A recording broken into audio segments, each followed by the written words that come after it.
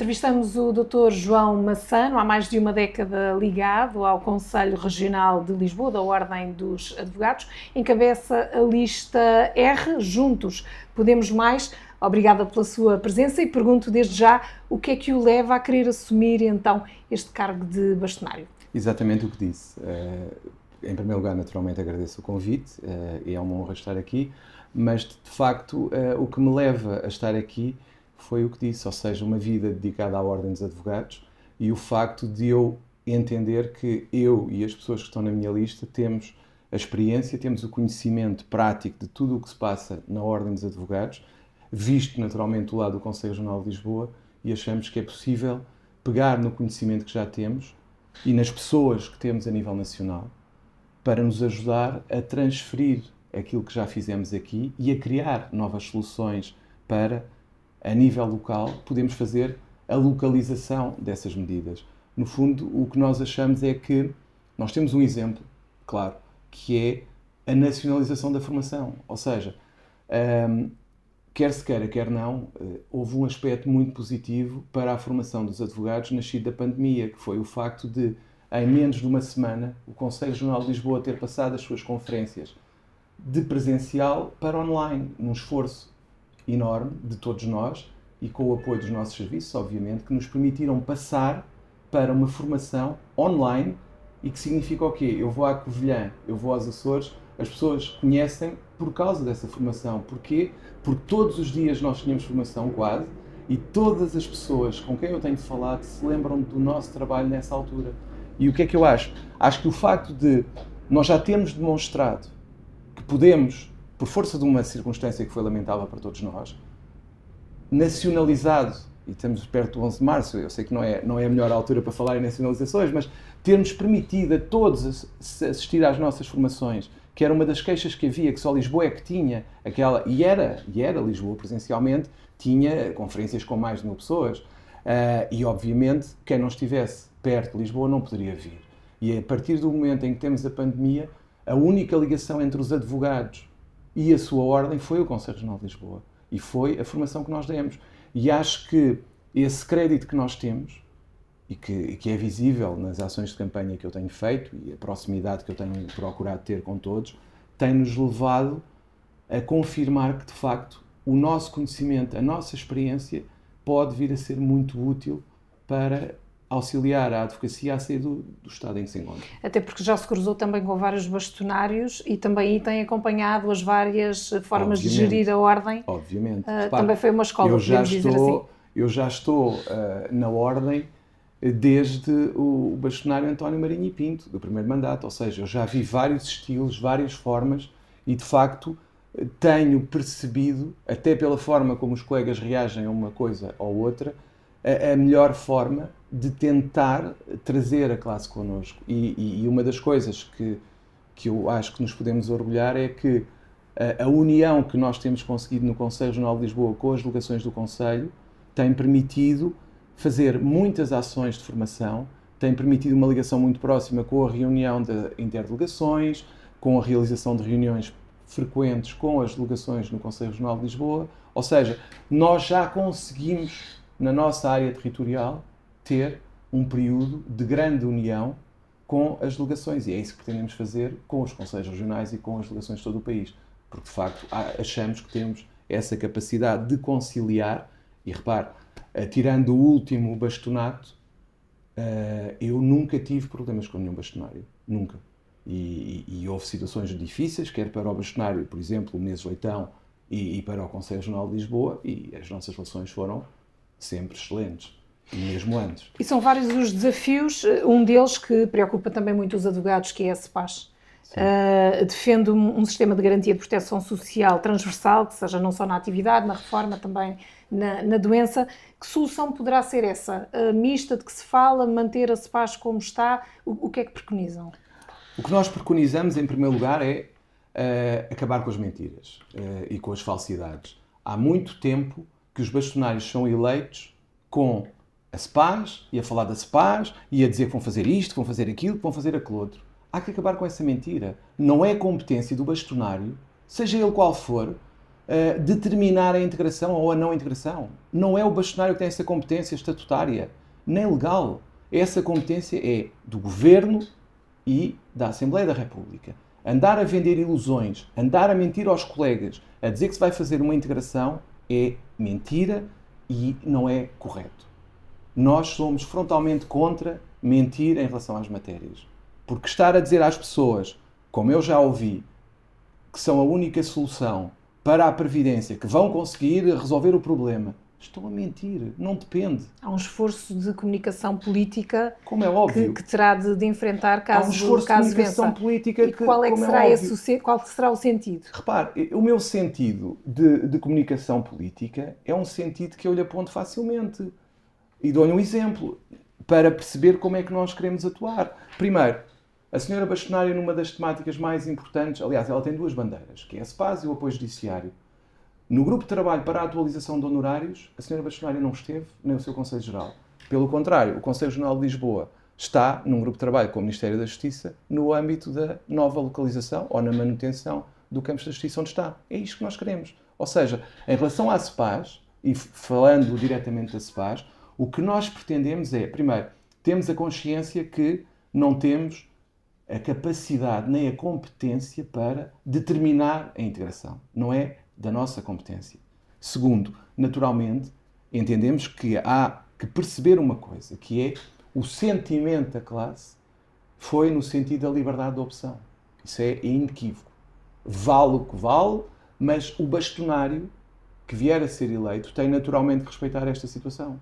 E é isso que tem que defender. Como é óbvio, eu, independentemente do que eu penso em relação à SEPAS ou à Segurança Social, já lhe vou dizer o que eu penso, eu acho que um bastonário tem que respeitar o que os advogados decidiram. Dê por onde der. Se houve um referendo, o referendo determinou que deve haver liberdade de opção, não determinou, como às vezes pretende fazer passar, a integração na Segurança Social. Foi a liberdade de opção. Agora, o que nós temos que perceber é, perante o que existe, sabendo nós agora que o tal grupo de trabalho que estava a fazer a auditoria à Segurança Social provavelmente vai ver o seu esforço perdido se houver eleições, porque depois virá outro governo que poderá ter ou não a intenção de manter este grupo de trabalho, e ficamos mais uma vez, e aqui se demonstra que é o Governo e a Assembleia da República que têm de determinar o que vai acontecer no futuro. Mas há uma coisa que me preocupa, que é, em primeiro lugar, a SEPAS que existe não serve. Não serve. O que existe neste momento não serve a ninguém. Eu fico deprimido só de ver o cálculo da minha pensão. Não serve um sistema que tem como único objetivo, como sempre foi dito, agora tem tido umas nuances, tem como único objetivo a questão da reforma dos advogados, que tem uma reforma que não é atualizada anualmente e que tem um valor miserável e que eu não sou incentivado a descontar mais, porque é irrelevante. Ora, isto não faz sentido nenhum. As pessoas devem poder descontar mais e receber mais na reforma e ter essa opção. É isso que eu defendo. Ou seja, o que eu defendo é, nós somos 35 mil ou 40 mil, dependendo dos números que por aí andam, mas já ouvi falar nos 2, eu presumo que andará mais perto dos 35 mil. Não somos assim tantos. Não é difícil negociar soluções para uma classe como a nossa, parece-me.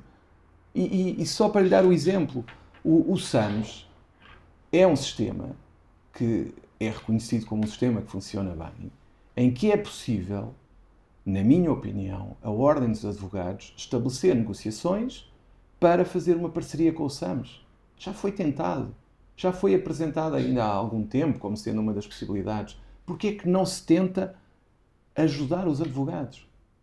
E é isto que eu não vejo. Ou seja, eu vejo, em relação à SEPAS, além das mentiras e das falsidades que se dizem que se vai fazer isto, que se vai fazer aquilo, ainda se vem dizer que uma determinada solução é fantástica, é magnífica, e fala-se no papão, ataca-se a SEPAS. Repare, a SEPAS, na minha opinião, perdeu oportunidades tremendas de se modernizar. Não sei se ainda vai a tempo, não sei mesmo, porque de facto é um elefante branco com comissões de manutenção, comissões de gestão muito elevadas, na ordem dos 2,5 milhões, pelo que me foi dito, e pelo que consta dos relatórios. Nós não podemos continuar neste registro. Eu, sinceramente, acho que neste momento, primeiro, esperar que o grupo de trabalho constituído pelo Governo, chegue a bom porto e apresente o tal relatório. E que esse relatório nos permita tomar uma decisão. Mas creio que tem que ser uma decisão que nos permita adaptar àquilo que temos. Porque, repare, um advogado, para pegar nas tais... num dos problemas que é um dos maiores que nós temos, que é a questão da nossa doença e da perda abrupta de rendimentos. A não ser que o advogado esteja mesmo muito mal, o advogado vai manter sempre uma ligação com a profissão. Nem que seja para ir ver as notificações nos sítios e reencaminhar para um colega, por exemplo. E é importante que nós consigamos perceber isso. Nós estamos a falar de uma profissão que, em prática individual, acaba por ser uma profissão que faz o quê? Pode ter oscilações de rendimento. Porque é que eu não tenho a possibilidade de descontar mais ou menos consoante a variação do meu rendimento? Não se percebe. Não concordo com isso. E o mesmo com as cotas? E o mesmo com as cotas. Repare, as cotas é o tema da ordem, mas já lá vamos, mas em relação às contribuições para a SEPAS, na minha opinião, é um absurdo. Se uma pessoa estiver, como aconteceu na altura da pandemia, com graves dificuldades financeiras, tenha que continuar a descontar. Não faz sentido. Tem que haver uma proteção. Tem que haver. Não pode ser. E repare, em situações devidamente fundamentadas, tem que haver um escalão de refúgio para quem não consegue pagar o valor atual. E isto é algo que tem que acontecer. Não podemos continuar a olhar para o lado como se nada se passasse. E tem que se incentivar as pessoas na altura da reforma e no que descontam para... Eu gostava, por exemplo, de ter a possibilidade de, no mês em que ganho mais dinheiro, por exemplo, ou meses que eu ganho mais, eu gostava de poder descontar mais. Mas também gostava de, se tiver meses em que as coisas me corram mal e não consiga suportar as despesas do escritório, também gostava de ter um apoio. Nem é darem dinheiro, era só não ter que pagar. E é isto que a SEPAS é cega e não pode continuar. Não pode. Se me pergunta, se calhar, o que existe atualmente, a escolha entre a SEPAS e a Segurança Social, se calhar a Segurança Social acaba por ser melhor, mas não é a solução que eu gostava de ter. Eu gostava de ter uma solução, como disse bem, uma solução híbrida, mista, se quisermos, ou uma terceira via, isso é irrelevante o que se quiser chamar, que permitisse adaptar aos nossos problemas as soluções. Porque nós temos a doença, a velhice e a queda abrupta de rendimentos e a maternidade. Não é difícil adaptar a estas quatro situações uma solução. E é isto que nós defendemos, ou seja, nós defendemos uma saída, primeiro, da mentira, segundo, de uma redução à opção entre SEPAS e Segurança Social, porque achamos que nem um nem outro é o ideal para nós. E é isso que nós defendemos. Olhando então agora para as cotas, também aqui é possível baixar em alguns casos, subir noutros, o que é que pretendem? Isto faz lembrar aquela velha situação de ainda bem que fez essa pergunta. Porque, de facto, a questão das cotas é uma situação que nós temos que perceber, e eu tenho percebido isso saindo de Lisboa. De facto, cada vez que eu saio de Lisboa, eu noto que há uma grande disparidade entre o que Lisboa oferece e o que o resto do país oferece. E acho que a questão das cotas, é óbvio que não pode ter uma reciprocidade perfeita, é impossível, mas deve haver um mínimo de correspondência entre o que se paga em cotas e o que se recebe em matéria de serviços. Mas a classe também tem que perceber uma coisa, que é, a promessa que nós temos é de avaliar a situação, e há uma coisa que me parece que deveria ser feita e ponderado, que é a reorganização das cotas e criar novos escalões. Agora, nós temos uma tabela que já pensamos, mas que eu não gostaria de divulgar porque eu não conheço a real situação financeira da Ordem dos Advogados neste momento. E só depois de a conhecer é que nós poderemos estabelecer esse conjunto de novas cotas e valores de cotas. Agora, há uma coisa que me parece evidente neste caso, que é a Ordem está a ter quebra de receitas. Isto é objetivamente comprovável. Perdemos as cotas, por exemplo, das sociedades de advogados e nada se fez para, de alguma forma, tentar equilibrar esta situação. Entendemos que o equilíbrio financeiro da Ordem dos Advogados não pode passar por mexer para cima as cotas, mas tem que ser procurado no outro lado. E, principalmente, entendemos que é fundamental que não se vá para uma situação em que se vá para uma formação contínua paga, porque isso contraria aquilo que sempre defendemos no Conselho Regional de Lisboa. Entendemos que a formação é essencial para todos e deve ser uma das reciprocidades, entre aspas, das cotas. Ou seja, as cotas têm que dar direito à formação. Os advogados não podem, para além das cotas, ter que pagar a formação que a Ordem lhes dá. Não pode ser compensada a quebra das receitas com receitas da formação, como eu ouvi dizer numa Assembleia Geral da Ordem dos Advogados por membros do Conselho Geral. Isso não pode ser a solução, porque a formação é a base de tudo e tem sido a base do nosso trabalho no Conselho Geral de Lisboa. E além das cotas, onde é que se poderia ir captar receita? Há formas de captar receita, na minha opinião, se nós conseguirmos que a Ordem dos Advogados se afirme como uma entidade credível que possa, eventualmente, até ponderar a possibilidade de vir a emitir pareceres para entidades, por exemplo. E existe a possibilidade, obviamente, de até as nossas formações poderem ser pagas por terceiros. Nós temos... Repare, só para ter uma ideia, eu acho que isto é importante que seja dito. As formações do Conselho Regional de Lisboa, por exemplo, temos agora uma sobre a lei dos solos, que causou este embrulho político que estamos a viver neste momento. Temos questões do género, isto deveria ser aberto a técnicos e arquitetos e etc. Repare, é um nicho de mercado que nós podemos, ao mesmo tempo que preparamos conteúdos para os advogados, esses mesmos conteúdos que são preparados para os advogados e que não pagam, obviamente, podem ser vendidos e é uma forma de ganharmos. Porque, repara, a formação é caríssima, como sabe, e na área jurídica ainda é mais.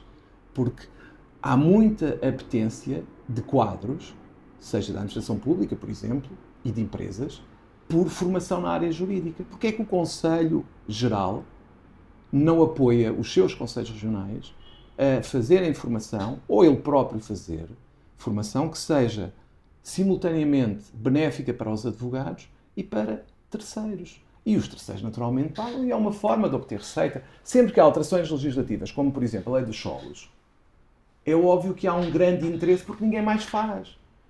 O maior produtor de conteúdos jurídicos neste momento é o Conselho Regional de Lisboa.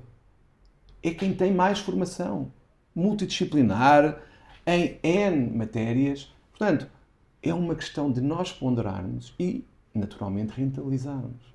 Porque, em última análise, na nossa cabeça até está a haver um pagamento pay-per-view dos nossos streamings. Porquê é que não fazemos isso? Eu tenho falado com a minha lista no sentido de criarmos uma advogados.pt. Porquê é que nós, que somos das melhores entidades na área da formação jurídica, não ganhamos dinheiro com isso? Não me parece que faça sentido. Ou seja, é uma forma de nós aproveitarmos uma formação que temos que fazer para os nossos e, naturalmente, fazê-la para terceiros.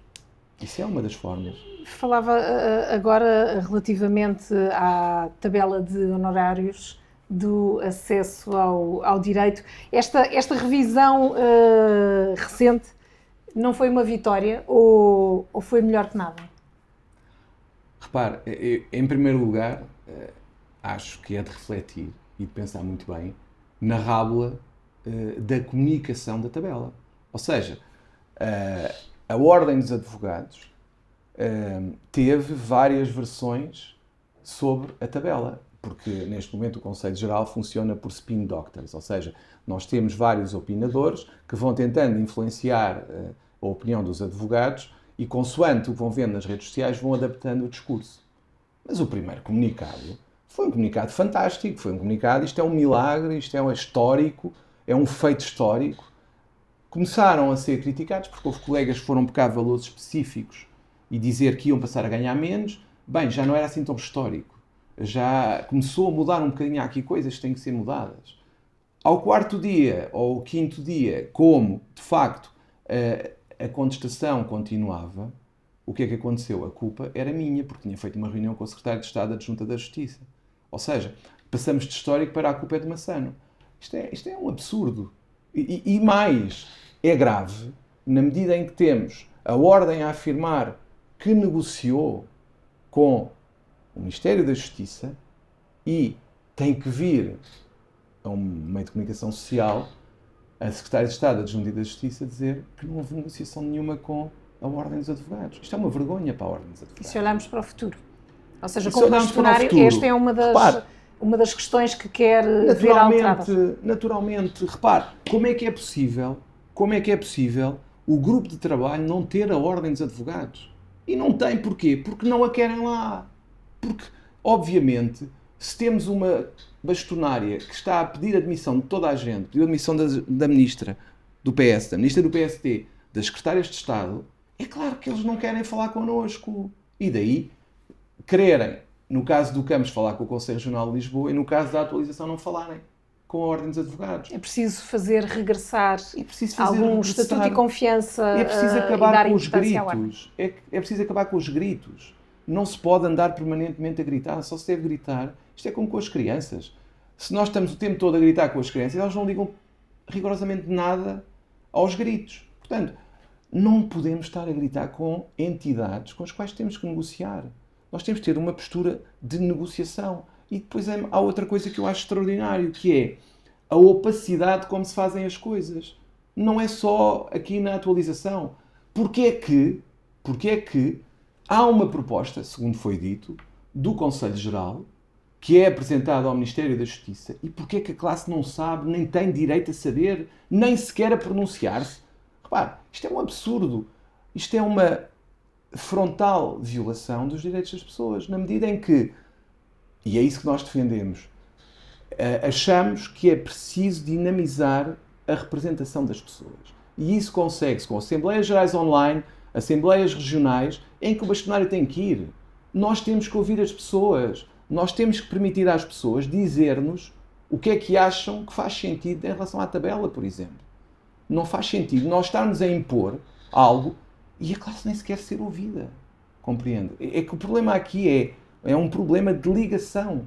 E depois o Ministério da Justiça, aparentemente, no dia 9 de outubro, entregou uma tabela à senhora bastonária. Não foi à senhora bastonária, porque ela não se fez representar e enviou um vogal, porque achou que não era digno ter uma reunião com a Secretária de Estado. Ela só reúne com a Ministra.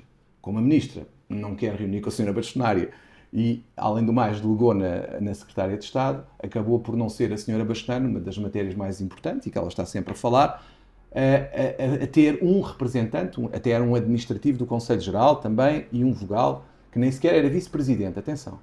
Mandou um vogal para uma reunião que é um dos temas da Ordem, que a Ordem só teve 2. É muito importante que se perceba o seguinte: quando nós pegamos nesta situação e não falamos com os colegas, recebemos uma tabela, apresentamos uma proposta de tabela ao Ministério. No dia 9 de outubro, recebemos uma tabela. Porquê que essa tabela não foi entregue aos advogados? Porquê não foi apresentada aos advogados? Nem que fosse para eles estarem preparados para o que veio a surgir. Defende, então, maior transparência e maior comunicação. Como tem feito enquanto Presidente do Conselho Regional de Lisboa. Inquéritos, Assembleias Gerais, tudo. Pedi-lhe para olharmos para os jovens advogados. Que propostas e que apoios é que podem contar? Desde logo no estágio, que também muito se fala, remunerado, não remunerado, mais ou menos apoiados por séniores, por equipas que os possam também ajudar, percursos que possam ser distintos. O que é que considera que... É assim, os jovens advogados, os jovens candidatos a advogado, candidatos ao estágio, o que eu tenho sempre defendido pessoalmente e que o Conselho Regional e que esta lista defende é que, primeiro, é indubitável que os estágios devem ser remunerados. Ninguém deve ser afastado do estágio por questões financeiras. E uma remuneração nacional ou adequada eu diria que a cada escritório? Ou... É difícil de fazer essa contabilização. Eu diria ao contrário, porque conhecendo eu a profissão como conheço, e o que se está a passar era algo que era previsível para quem a conhecesse minimamente, entendo que uma remuneração nacional que seja suportada pelos advogados, considerando que cerca de 80% está em prática individual, significa que estes 80% praticamente não vão dar estágios porque não têm capacidade ou entendem que não o devem fazer. Portanto, a única forma de conseguir ultrapassar esta situação, porque repare, a Ordem, apesar de ter uma norma que diz que é obrigatório nomear patrono, não pode obrigar ninguém a ser patrono. Estamos a falar de alguém que está a exercer, por exemplo, em prática individual, que de antes aceitava um estagiário do género: olha, o meu sobrinho acabou o estágio, importa se lhe dar estágio. Neste momento, o que essa pessoa vai dizer é não, de antes de assim, porque não tinha o encargo. Era um favor que fazia para permitir à pessoa chegar a advogado. E depois, pronto, é a lei do mercado. Agora, o que nós entendemos é que, à semelhança do que acontece com outras profissões, o que deve acontecer também connosco é termos uma bolsa do Instituto do Emprego e da Formação Profissional que facilite a integração destes jovens e que não conduza a situações, como eu já ouvi falar, de relatos de pessoas que se oferecem para pagar o próprio estágio. Há pessoas que querem pagar o próprio estágio para fazer estágio porque não conseguem de outra maneira. Isto não é aceitável. Não podemos continuar de olhos fechados a esta realidade.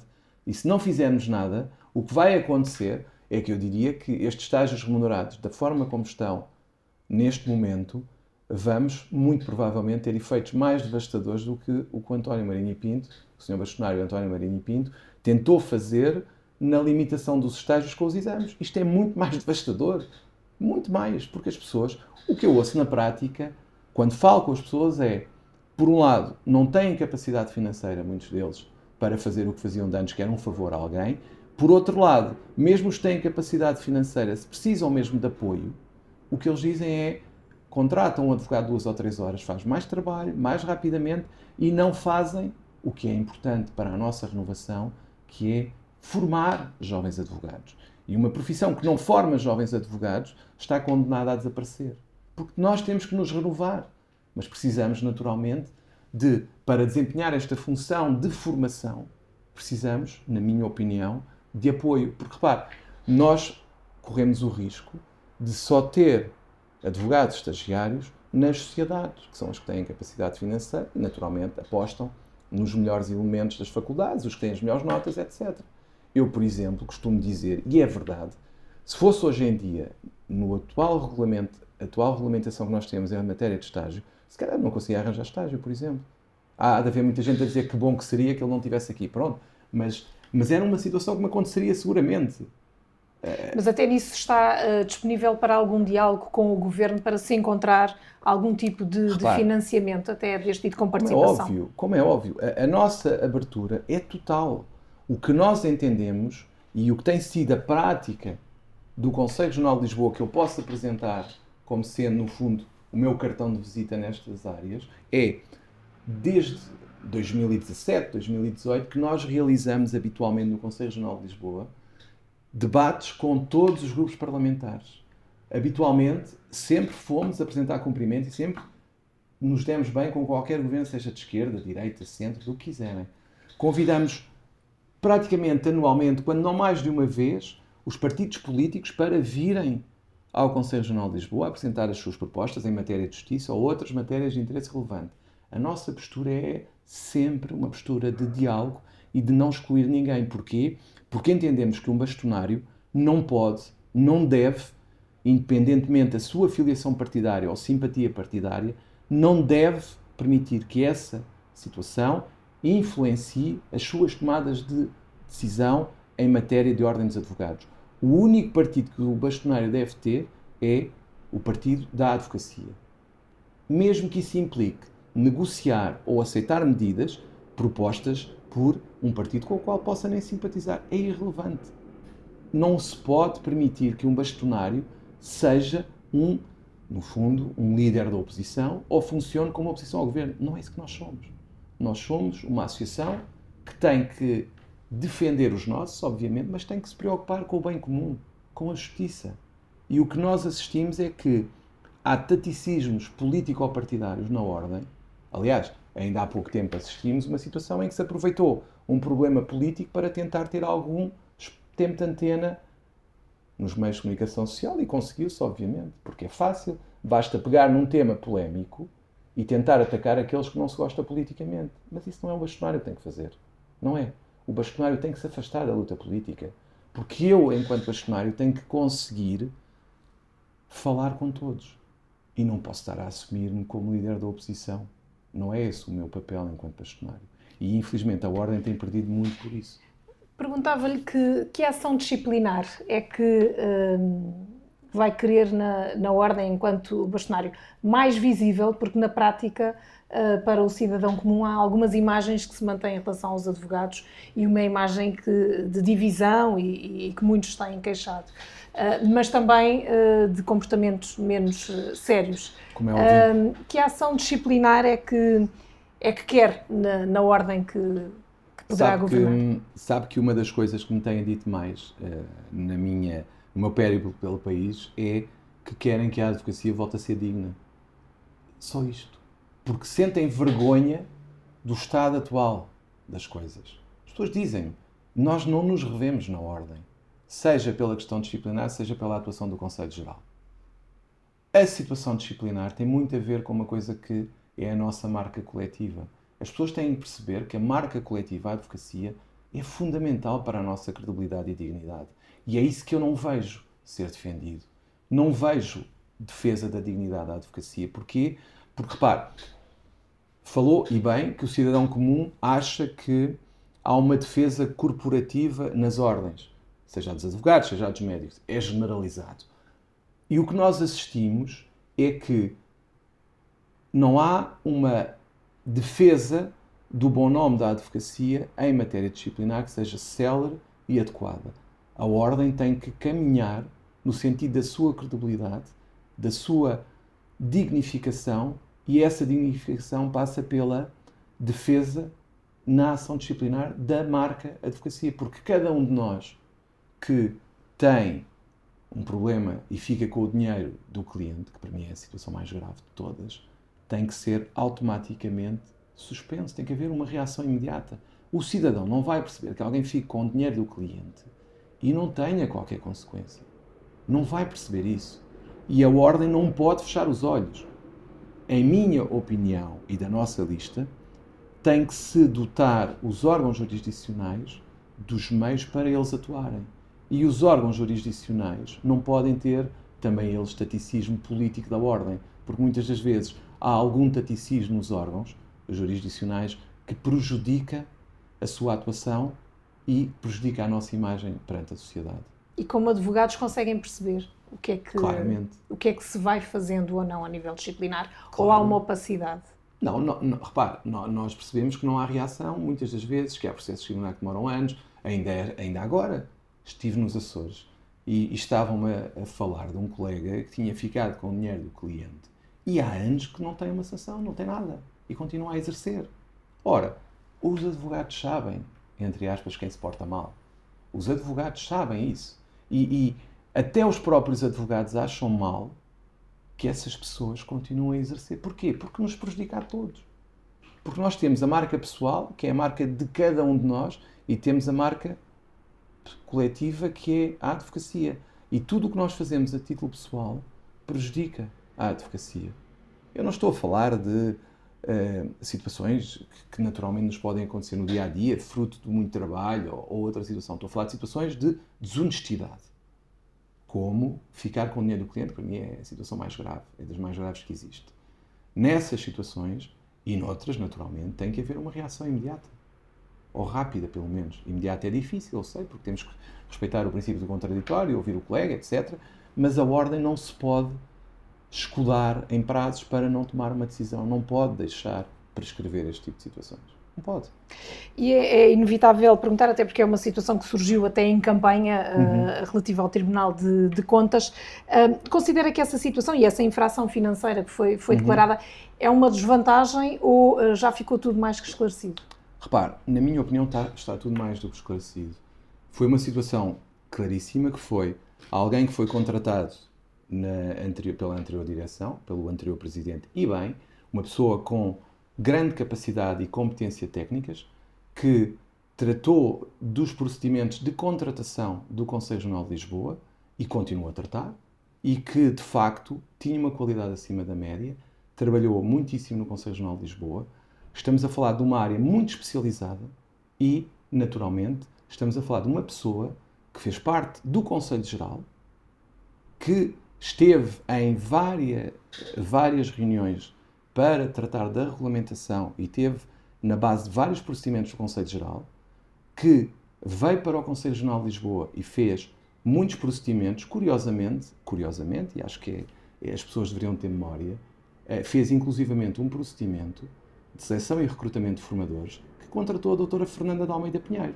Porque a doutora Fernanda de Almeida Pinheiro foi formadora do Conselho Regional de Lisboa, contratada por um procedimento feito por esta pessoa, por esta colega.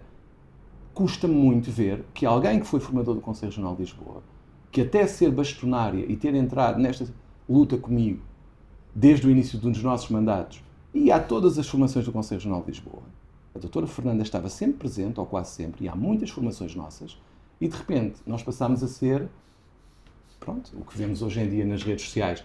Mas repare, nós estamos a falar de uma pessoa em que, de facto, o que aconteceu foi, os serviços conduziram e mantiveram, naturalmente, a pessoa e acharam que deveria continuar, e eu, naturalmente, não me opus, pelo contrário, porque eu vi o trabalho que ia sendo feito, e depois, o que é que acontece?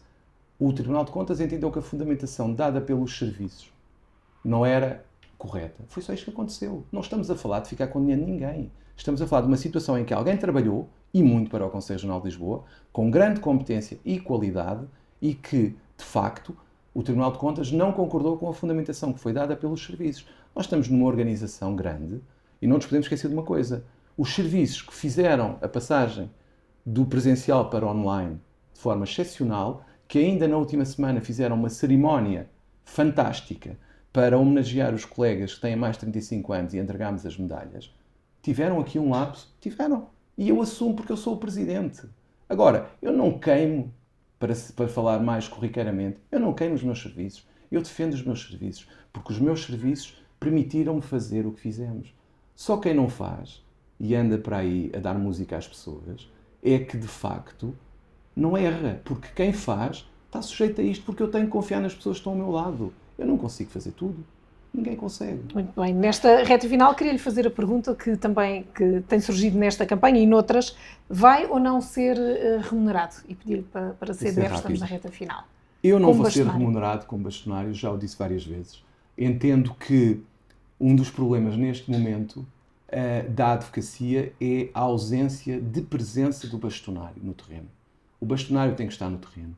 Eu sei que há pessoas agarradas ao lugar, 300 mil euros é muito dinheiro, é mais de 300 mil euros no mandato. E temos um subsídio de reintegração de 6 meses. É natural que as pessoas façam, quando não têm escrúpulos, os ataques que fazem nas redes, os nomes que me chamam, principalmente a mim. Eu todos os dias tenho um novo epíteto nas redes. Todos os dias sou achincalhado, insultado, humilhado. Repare, eu percebo que 300 mil euros é muito dinheiro. Não nos podemos esquecer que, para além da remuneração do bastonário, este Conselho Geral também se quis autorremunerar em senhas de remuneração, todos, que importavam em mais de 400 mil euros em 3 anos. Estamos a falar de 700 mil euros em pagamentos à bastonária e ao Conselho Geral. Eu percebo que eles estejam muito preocupados, eu também estaria, porque, de facto, isto é muito dinheiro. Isto é muito dinheiro. Eu entendo, porque eu sempre fiz o que estou a fazer de forma voluntária e sem remuneração, que eu não quero deixar de ser advogado. Porquê? Porque eu acho que o que a advocacia neste momento precisa é de um advogado presente, não é de um advogado fechado em São Domingos, que está lá e que de vez em quando aparece ou noutro evento. Agora aparece muito na altura da campanha eleitoral para fazer conferências em todo lado, ainda por cima conferências presenciais que são transmitidas online. Eu percebo isso. Eu percebo que as pessoas gostem de ser bastonários. E é um estatuto, porque de facto uma pessoa é importante e tem os 300 mil euros que eu já referi. Mas, na minha opinião, nós temos que ter, nesta altura, um bastonário no terreno que esteja nos tribunais numa altura em que os advogados são humilhados, insultados e que são maltratados pelos outros agentes. É importante uma voz no terreno. E é óbvio que um bastonário consegue sempre ter outra voz na comunicação social do que o João Massano advogado. Muito obrigada. Damos por terminada esta entrevista ao Dr. João Massano, da lista R, candidato a bastonário da Ordem dos Advogados.